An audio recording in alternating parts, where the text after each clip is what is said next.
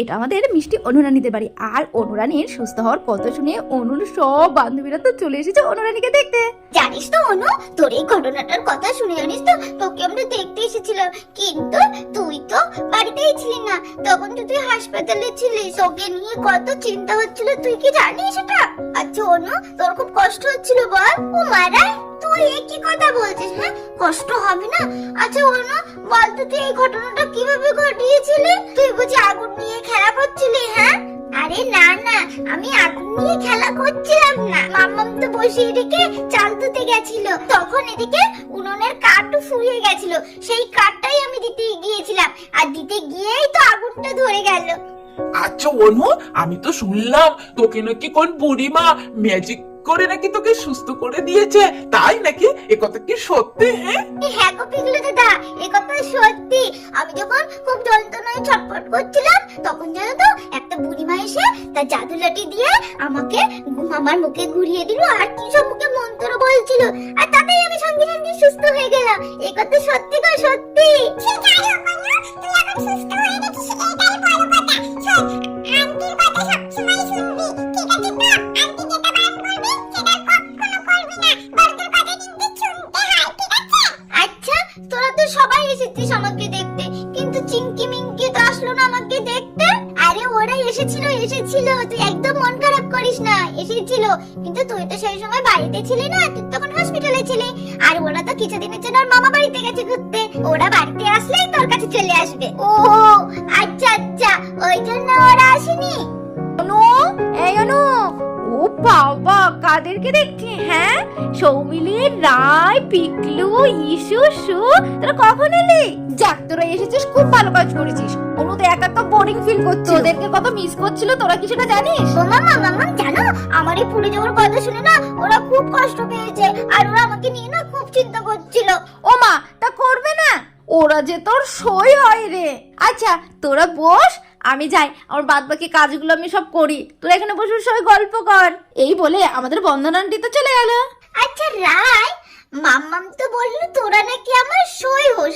আচ্ছা সই মানে কি বলতো? কে বাবা বললো, তুই সই মানে কি হয় সেটা জানিস না?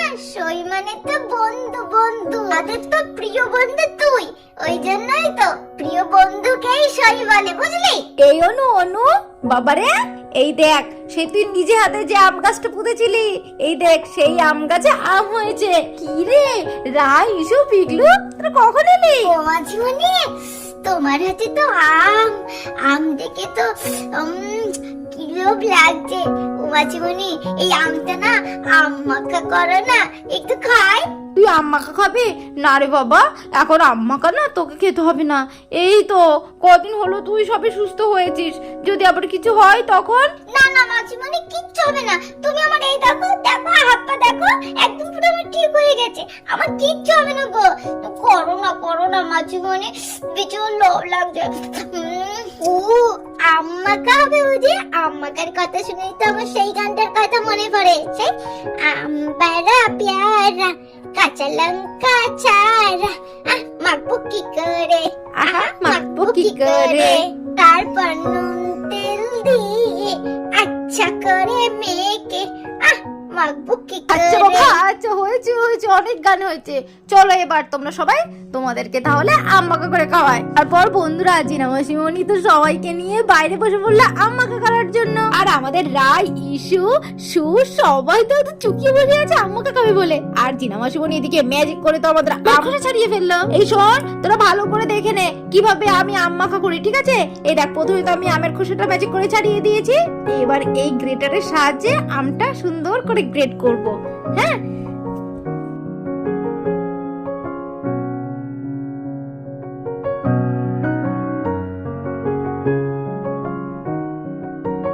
এই দেখ অনুরাই, দেখ দেখ কত সুন্দর করে আমটা গ্রেট করে নিয়েছি।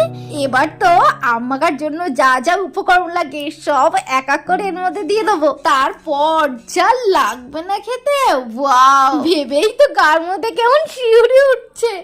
উফ মাসিমণি, আর কিন্তু একদম টাকা যাচ্ছে না, আমাকে খাওয়ার জন্য কিন্তু জিভ দিয়ে নাল পড়ছে, তাড়াতাড়ি করো গো। তাই নাকি? হ্যাঁ, খাওয়ার জন্য যে লগ লগ করছে। আচ্ছা আচ্ছা, দাঁড়া দাঁড়া, করছি।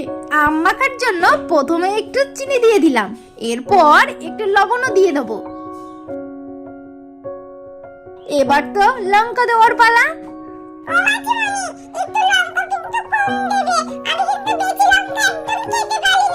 আচ্ছা ঠিক আছে, লঙ্কা আমি কমই দেবো, তুই চিন্তা করিস না।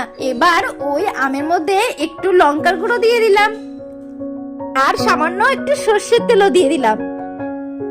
আর সবশেষে একটু, যেটা না দিলেই নয়, একটু গন্ধরাজ লেবুর পাতা। ওটা না দিলে না ঠিক জমে না, একটা সুন্দর একটা সেন্ট বেরোবে, তার জন্য এই গন্ধরাজ লেবুর পাতাটা দিয়ে দিলাম। এবার তো মাখার পালা। আচ্ছা রায়, তুই কি গান গাইছিলে না? সৌমিলি, তুই কি গান গাইছিলে না? সে আমবারা পেয়ারা, এই গানটা একটু কর, তার মধ্যে আমি আমটা মেখে নি। অনু, রায়, চল সবাই আমরা একসাথে করি। হ্যাঁ,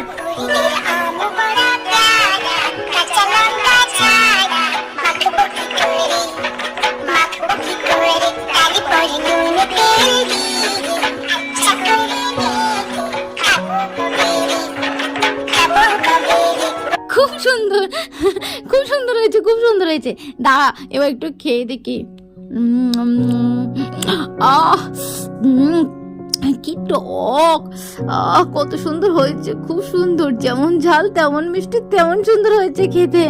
আরে আয় আয় আয়, চলে আয় রায়, ইসু, সু, সৌমিলি, শিগগির চলে আয়।